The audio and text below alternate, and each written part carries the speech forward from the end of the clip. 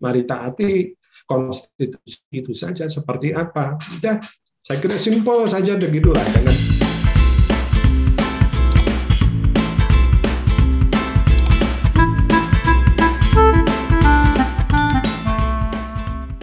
Ya, selamat pagi, sahabat literasi. Terima kasih untuk tetap stay tune di podcast Literasi Komunikasi. Kami berupaya untuk memberikan informasi yang update, yang bisa mencerdaskan, mengedukasi sahabat literasi dalam berbagai isu, khususnya hal-hal yang terkait dengan literasi komunikasi, termasuk di dalamnya juga kebijakan. Terima kasih untuk tetap memberikan perhatian kepada kami, dan kita akan diskusi lagi dengan Kepala Program Studi S3 Kepemimpinan dan Inovasi Kebijakan Universitas Gadjah Mada, Bapak Dr. Agus Heruanto Hatna. Selamat pagi Pak Hatna, terima kasih Pak untuk tetap stay tune kami Pak. Ya, selamat pagi Bang Raja. Ya, terima kasih Pak. Pak Hatna, satu hal yang saat ini sedang bergulir di masyarakat Pak, yaitu tentang adanya wacana untuk penundaan pemilu 2024. Nah, ini kalau kita mau lihat dari berbagai hal yang disampaikan, dinarasikan, tampaknya ini bertentangan dengan konstitusi Pak ya. Jadi kalau kita lihat narasi ini begitu kuat mengalir, baik dari orang-orang penting, pejabat, ketua parpol, bahkan juga ada lembaga-lembaga survei juga mendorong hal ini. Nah, kalau kita lihat Pak, meski melanggar konstitusi, namun wacana perpanjangan periode presiden terus digulirkan. Argumentasinya, ya kalau itu kehendak rakyat sebagai bagian dari demokrasi, sah-sah aja dong. Ya siapa yang nggak boleh kan memberikan satu statement dalam wacana begitu. Nanti kan keputusan akan ditentukan secara legitimasi oleh DPR, MPR, dan pihak-pihak berkepentingan lainnya. Nah, dalam kondisi seperti ini Pak Hatna, sebenarnya pesan kebijakan apa yang hendak disampaikan pemerintah kepada masyarakat? Monggo Pak. Ya, terima kasih Bang Raja. Kalau di pertanyaannya adalah pesan kebijakan apa? Ini pesan kebijakan yang tidak jelas ini Bang Raja ya, buat saya. Bisa aja Pak Ada. Iya, karena dalam situasi kondisi yang sekarang ini kok malah bikin gaduh lagi ya, ada gaduh-gaduh yang lain. Jadi saya juga sering heran tuh, gaduhnya itu kok yang malah bikin dari pejabat pemerintah gitu. Ya, jadi begini Pak Raja, kalau saya mengatakan gini ya, kalau dari sisi kebijakan bahwa jelas sebenarnya penundaan atau perpanjangan jabatan itu kan tidak sesuai dengan konstitusi ya, jelas itu bertentangan. Walaupun konstitusi itu boleh dirubah ya, di amandemen boleh, karena itu kan bukan kitab suci gitu. Tetapi saya melihat cost-nya terlalu banyak untuk kita melakukan amandemen, cost politik, cost ekonomi dan sebagainya. Walaupun katanya argumennya kan yang disampaikan oleh para penggagas itu mengatakan bahwa ini kalangan dunia usaha gitu ya, kalangan dunia usaha setelah pandemi diajar, nanti ada pemilu, perubahan lagi, mereka tidak mapan lagi dan sebagainya. Nah, ini sebenarnya alasan yang menurut saya tidak tepat ya dalam pandangan saya, karena kalau kita lihat data dari Bank Indonesia kalau tidak salah, bahwa estimasi pertumbuhan ekonomi kita saja di 2022 ini bisa sampai 5,5% itu. Itu kan sebenarnya sudah sama ya dengan ketika sebelum pandemi. Jadi harapan kita setelah pandemi misalnya 2023, 2024 itu mestinya bisa lebih dari 5,5. Lalu apa yang dikhawatirkan gitu. Jadi ini argumen kalau mengatakan bahwa pengusaha atau kalangan dunia usaha akan dihantam lagi dengan politik pemilu ya, perubahan itu. Pertanyaan kita sebenarnya siapa dari dunia usaha itu yang dihantam oleh perubahan rezim tadi gitu. Jangan-jangan ya mereka yang selama ini memiliki zona nyaman di dunia usaha atau bisnis itu yang merasa nanti ya aduh ini nanti saya harus ini lagi nih, membangun jaringan lagi, cost-nya tinggi nih, mungkin kan gitu. Sementara yang lain ya mungkin lebih banyak kan, itu merasa bahwa ya harus ada perubahan gitu. Jadi ini sangat tergantung sebenarnya pada siapa sebenarnya yang membawa isu ini gitu. Jadi argumen tadi ya yang banyak dikatakan bahwa karena setelah pandemi ya, nanti akan berkorban lagi cost-nya, sepertinya kok lemah ya dengan data argumen seperti itu. Dan juga argumen terakhir kan yang mengatakan ada 100 juta ya kalau salah pendukung 110 juta Pak. 110 juta. Ya, pakai big data. Big data, nah ini wah hebat sekali nih. Kalau setahu saya yang paling tinggi medsos ya, yang paling tinggi itu Facebook kalau tidak salah ya, di atas 110, 140, 150 juta mungkin. Yang di Indonesia maksud saya. Yang di bawah itu Instagram, Twitter itu di bawah 100 juta semua. Berarti itu kan Facebook ya kemungkinannya ya.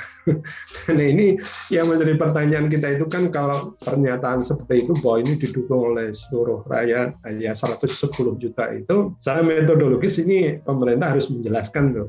Betul nggak 110 itu jangan-jangan robot yang jawab ya kan sekarang banyak seperti itu ya hal yang mudah sekali. Gimana metodologinya itu kok bisa sampai 110 nyari datanya ya. Siapa yang dicari di situ datanya siapa dari media sosial yang mana dan seterusnya. Itu secara metodologis harus bisa dijawab kalau memang itu 110 juta. Belum bicara secara etik di dalam big data analitik ini ya persoalan bahwa 110 juta itu kan etika dalam penelitian itu kan harus dengan sepersetujuan dari si responden gitu ya apakah mereka sudah memberikan izin itu ya pernyataan mereka misalnya tentang pro dan kontra itu untuk dikutip oleh pihak-pihak tertentu gitu. Nah itu harus dipenuhi gitu, tidak bisa kita mengatakan 100 juta 110 juta ini. Nah itu kalau yang paham tentang penelitian ya kita akan wah ini tidak ada nilainya bagi kita ya itu data sampah kalau kayak gitu. Nah ini yang saya kira ya ini banyak hal yang argumen-argumen ini melemahkan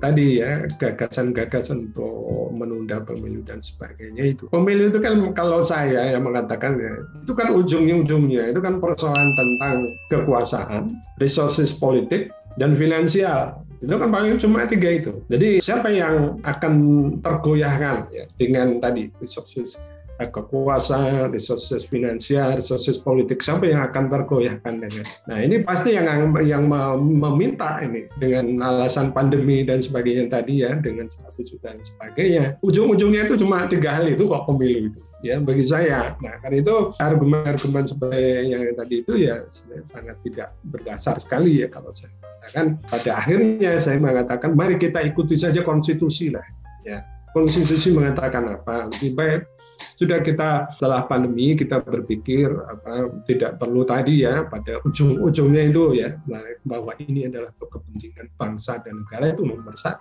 Mari taati konstitusi itu saja seperti apa. Sudah. Saya kira simpel saja begitulah, jangan bikin gaduh-gaduh lagi lah gitu. Gitu ya.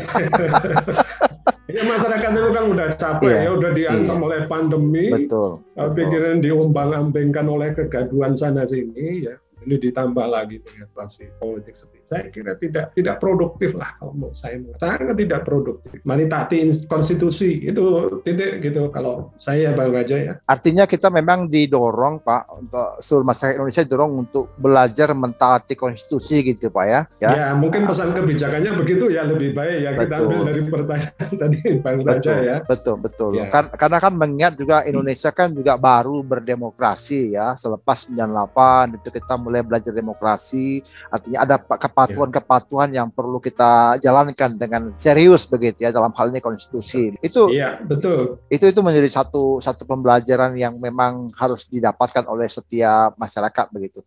Nah, kalau begitu Pak, lalu bagaimana seharusnya kebijakan itu yang tadi kita bilang taat konstitusi itu dinarasikan secara clear, tujuannya supaya tercipta keadilan sosial bagi seluruh rakyat Indonesia. Tidak ada yang merasa terzolimi, tidak ada yang merasa kemudian loh hak saya dong berdemokrasi atau ya artinya semua setara di hadapan hukum. Bagaimana Pak? Memang politik itu persoalan tentang keseimbangan kekuasaan ya. Politik itu juga cair gitu.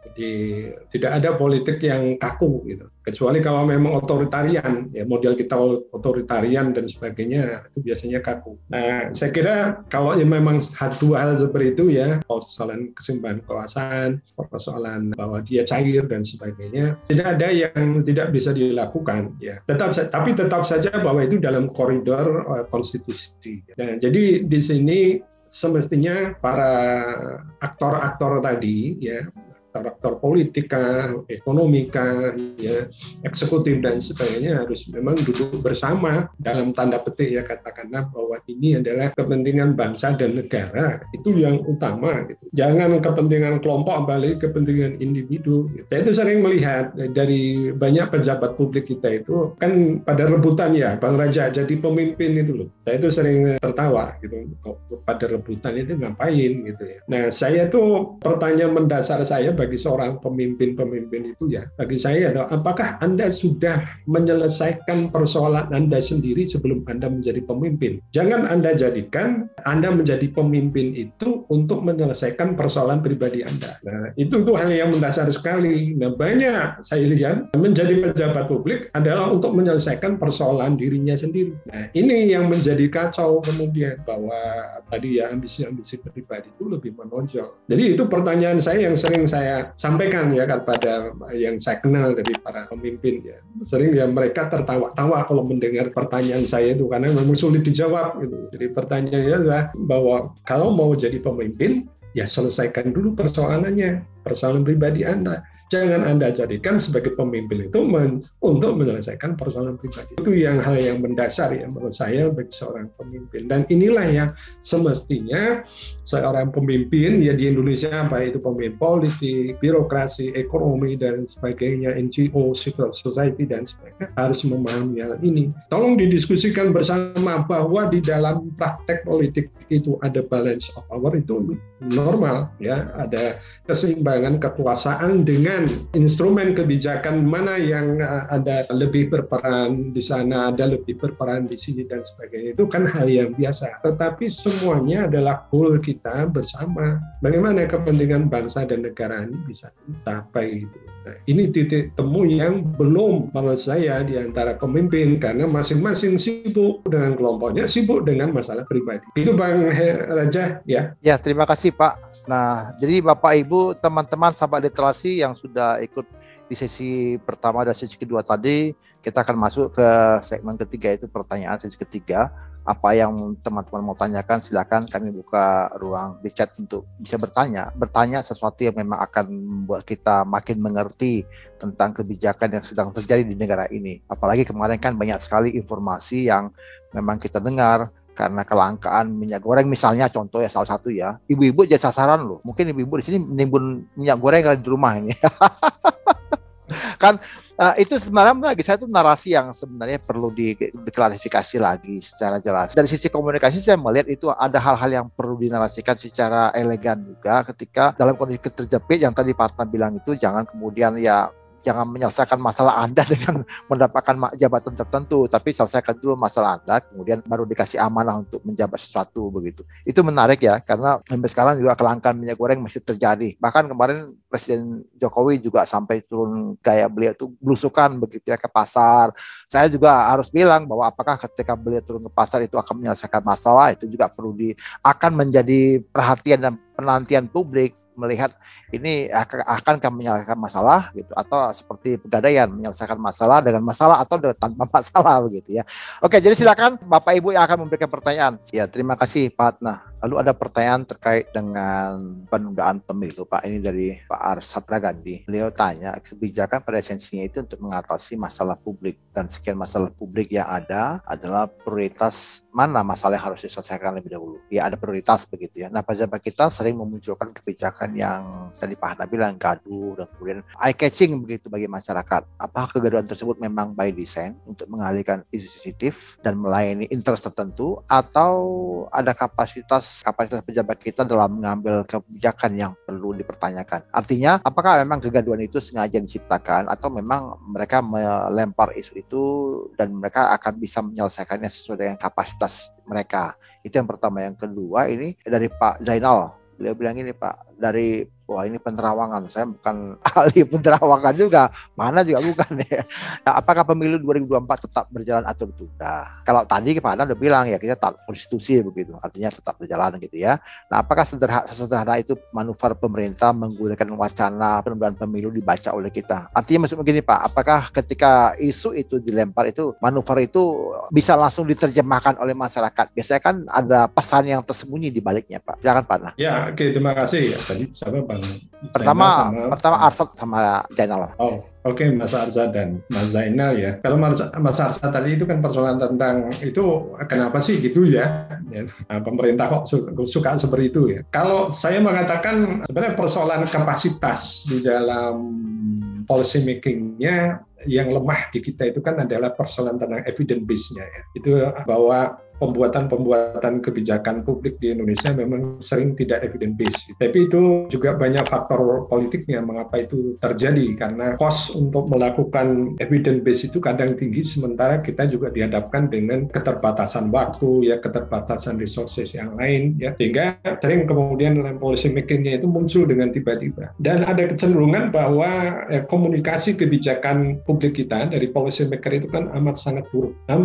Kalau saya mengatakan amat sangat buruk, bukan hanya amat tapi sangat buruk, amat sangat buruk. Nah, ini ada masalah ya. Pada pemerintahan yang ketika komunikasi kebijakan ini ada sangat buruk, sangat mungkin adalah ketidaksolidan di dalam rezim itu sendiri. Jadi semua ingin menunjukkan kapasitasnya masing-masing sendiri, bahwa saya sudah bekerja dan sebagainya. Tapi kerjanya adalah kerjanya ngomong, nah salah, silakannya ngomongnya salah gitu. Ini menjadi saya kira ya perhatian di dalam pemerintah kita. Mestinya komunikasi kebijakan itu juga yang benar lah gitu ya. Walaupun nggak tahu ini soliditasnya bagaimana di dalamnya, tapi kendalikan di dalam komunikasi pejabat publik itu hal yang penting ya, karena jangan sampai kita menghasilkan kegaduhan baru. Jadi kalau kemudian pertanyaan juga apakah ini hal yang disengaja atau tidak, bisa jadi adalah hal yang memang disengaja. Tentu saja disengajanya kita berharap ada hal yang politik ya. Tadi kalau pesan kebijakan, kalau Bang Raja mengatakan bahwa dari kasus yang kemudian itu adalah persoalan tentang supaya taat konstitusi ya, misalnya kita ingin diuji ini masyarakat sebenarnya taat nggak sih dengan konstitusi ya, wah itu bagus itu. Nah, ternyata masyarakat kita itu kan memang lebih banyak yang taat pada konstitusi ya. Dari semua survei itu kan mengatakan bahwa penolakan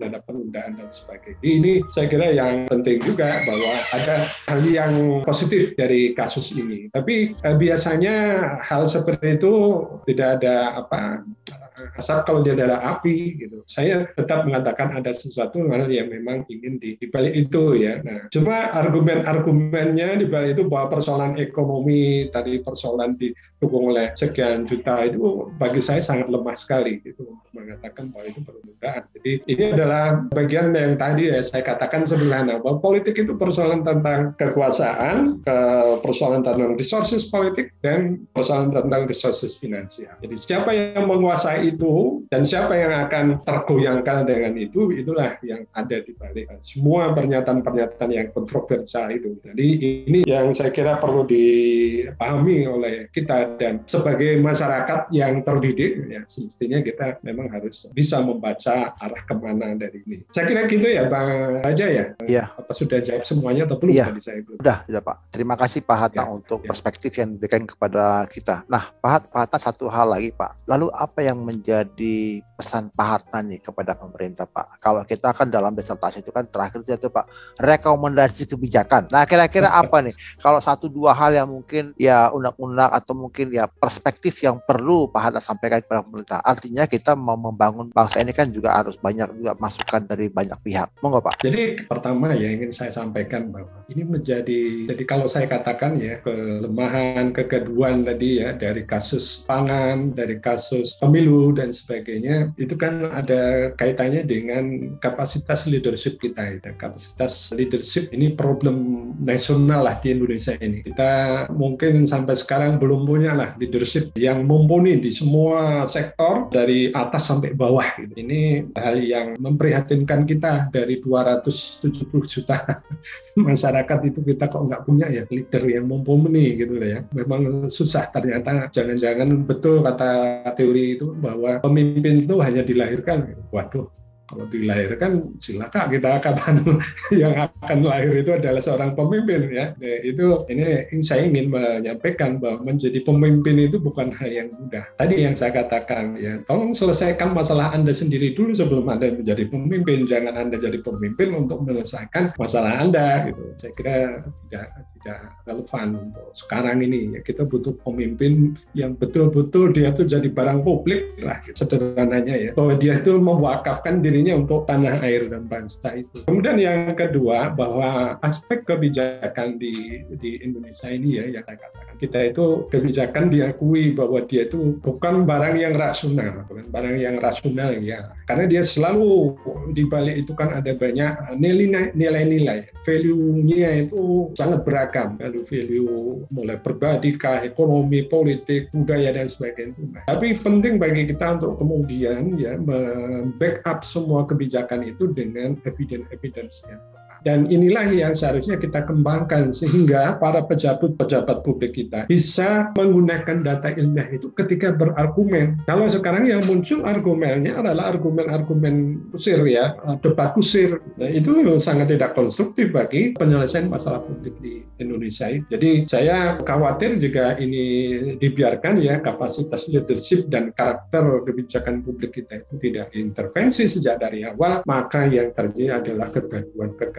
Saya kira itu dua hal penting ya, yang kebetulan saya sebagai Ketua Prodi Kepemimpinan dan Inovasi Kebijakan ini yang kondisi yang juga menjadi argumen dulu pendirian dari Prodi ini. Jadi itu yang ingin saya sampaikan juga kepada Pak Raja. Ya. Terima kasih Pak Raja. Iya, terima kasih Pak Atna. Jadi saudara sekalian, Bapak Ibu dan sahabat literasi yang hadir menyaksikan podcast ini, kami berharap ini menjadi satu pembelajaran penting buat kita untuk melihat banyak hal dari perspektif kebijakan. Kita perlu duduk dulu sebelum kemudian kita melangkah, kita perlu berstrategi dulu, kita susun dulu semua kebijakannya, langkah-langkahnya, lalu kita evaluasi lagi sebelum kemudian kita difusikan, kita sosialisasikan kepada masyarakat. Kalau mungkin ada yang salah, ada yang masih kurang, kita evaluasi lagi dan kita teruskan lagi sosialisasinya begitu. Nah, termasuk hari ini nanti sahabat literasi atau Bapak Ibu yang hadir di sini, saya mengharapkan kita semua bisa share dan subscribe juga podcast YouTube Literasi Komunikasi. Ini menjadi salah satu ya perjuangan kami untuk menjadi berkontribusi buat negeri. Di dalamnya kami juga membicarakan tentang info-info beasiswa yang didapat dari pemerintah Indonesia, yaitu Lembaga Pengelola Dana Pendidikan. Itu untuk S2, spesialis dan S3 ke seluruh dunia untuk seluruh bidang studi. Jadi teman-teman bisa tonton di podcast ini. Banyak teman-teman yang sedang ada di luar negeri juga kita bicarakan, kita diskusikan dengan mereka bagaimana kondisi di negara itu, ketika masuk ke negara itu mau dapat beasiswa di negara itu bagaimana. Intinya kami mencoba berbagi sekecil mungkin yang bisa kami bagi supaya jadi berkah buat kita semua. Jadi sekali lagi terima kasih Pak Hatna untuk waktunya. Kami bersyukur ini kali satu kesempatan pagi yang ceria buat kita, hari Selasa yang bisa memberikan satu spirit yang membangun buat kita. Harapan kami nanti saya akan share juga kepada Kementerian Perdagangan, ke Pak Lutfi sebagai Menteri Perdagangan, barangkali ada perspektif yang bisa beliau dapatkan dan bisa dibangun di Kementerian Perdagangan supaya Indonesia lebih baik. Terima kasih sekali lagi, saya Raja Navid Pulu pamit undur, salam sehat untuk kita semua.